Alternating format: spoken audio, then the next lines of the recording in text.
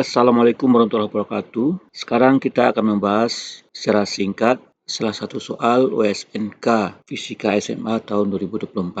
Soalnya adalah begini, terdapat sistem 3 silinder yang saling tidak selip satu sama lain, seperti terlihat pada gambar. Ini silinder A, kemudian ini ada silinder B, dan silinder C. Ketiganya saling tidak selip satu sama lain.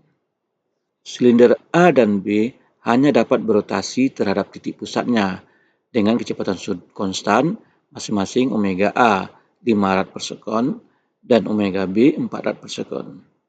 Sedangkan C dapat berotasi serta berevolusi.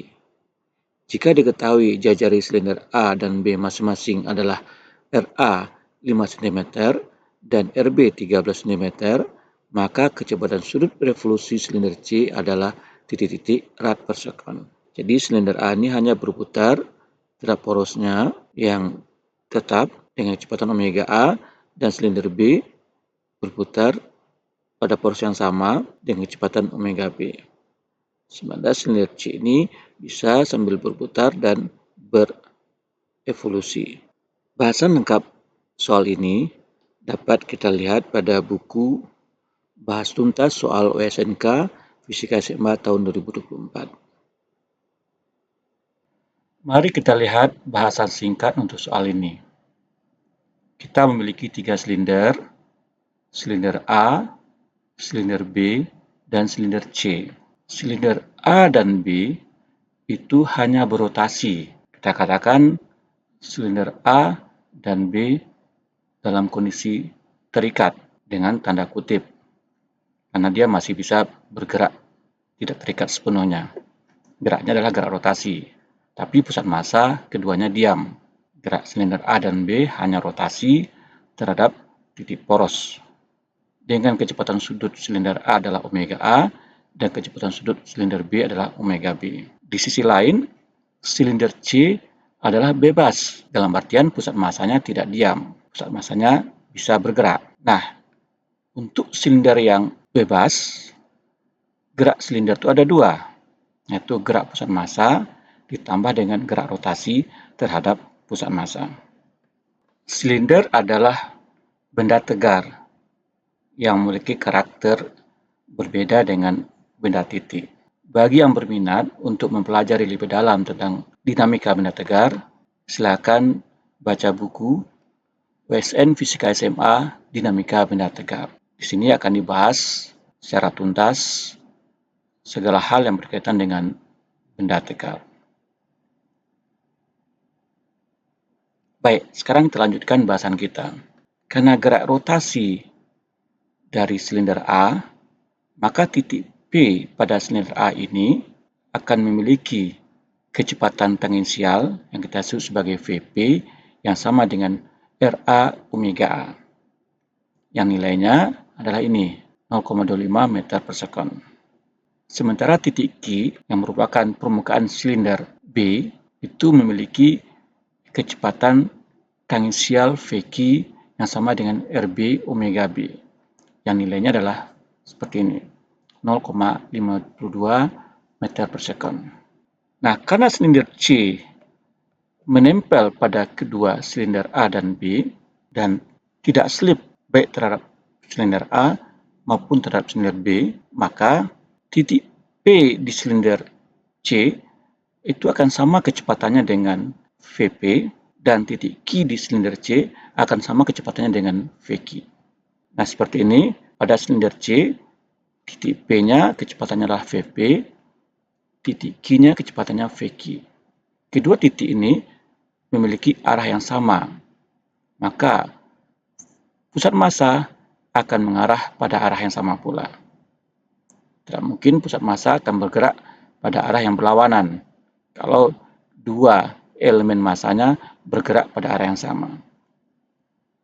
Di sisi lain, akan ada rotasi silinder C terhadap pusat massanya yang arahnya berlawanan jarum jam berdasarkan kenyataan bahwa Vq lebih besar dibanding Vp. Ya, kita lihat di sini bahwa silinder C memiliki kecepatan Vp dan Vq. Dengan Vq lebih besar daripada Vp, maka mau tidak mau silinder akan berputar berlawanan jarum jam. Kalau putarannya berlawanan jarum jam, maka di titik P ini itu kecepatannya adalah kecepatan Vc dan dikurang dengan kecepatan tangensial karena putaran silinder C terhadap pusat masanya. Sebaliknya, di titik Q, kecepatannya adalah kecepatan Vc, yaitu kecepatan pusat masanya, ditambah dengan kecepatan tangensial akibat rotasi terhadap pusat masanya, yang besarnya adalah Rc omega C. Perhatikan bahwa Vp lebih kecil daripada Vq, itu hanya bisa dipahami apabila di titik P itu kecepatan tangensialnya berlawanan dengan Vc, sementara di titik Q kecepatan tangensialnya searah dengan Vc. Ini Vc searah dengan kecepatan tangensialnya, maka vektornya besar, sementara ini Vc berlawanan dengan kecepatan tangensialnya, maka nilai Vp kecil. Nah, dengan demikian, Vq adalah sama dengan Vc ditambah Rc omega C, sementara Vp sama dengan Vc dikurang Rc omega C. Dua persamaan kecepatan ini, kalau kita eliminasikan, akan menghasilkan Vc sama dengan Vp tambah Vq per 2. Setelah kita dapatkan kecepatan Vc, yaitu kecepatan pusat massa silinder C, yang berputar terhadap poros ini, titik O, maka kita bisa dapatkan kecepatan sudutnya terhadap titik O ini. Tentu dengan terlebih dahulu mengetahui berapa jarak C terhadap O, yang kita sebut sebagai RCO. Ini mudah menghitungnya berdasarkan kenyataan bahwa diameter silinder ini panjangnya dihitung melalui jari-jari silinder B dikurangi dengan jari-jari silinder A. Itu diameternya adalah 2RC sama dengan RB dikurang RA. Sehingga RC adalah RB dikurang RA per 2. Nah, RCO ini adalah RC ditambah RA. Ya, ini adalah RA, yang ini adalah RC, maka RCO adalah RC ditambah RA.